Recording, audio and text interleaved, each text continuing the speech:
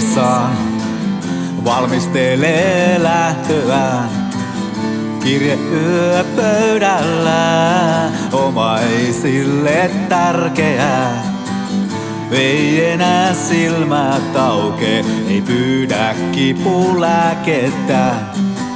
Levollinen ilme kertoo, hän tietää, olen lähellä. Hän puristaa kädestäni.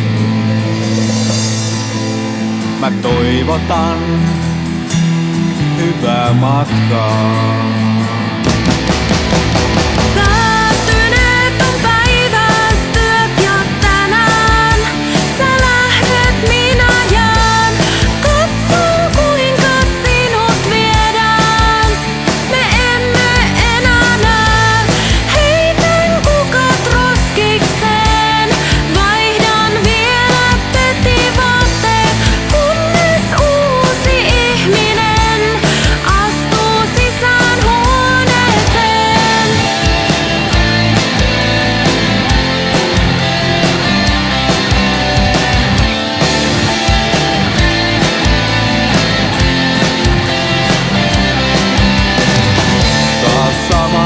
Tarinat kuullassaan sodasta, kuka toverit kaatuivat kaikki ryssän toimesta.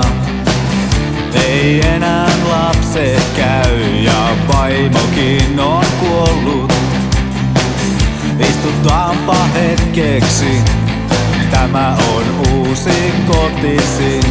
Mä toivotan tervetuloa.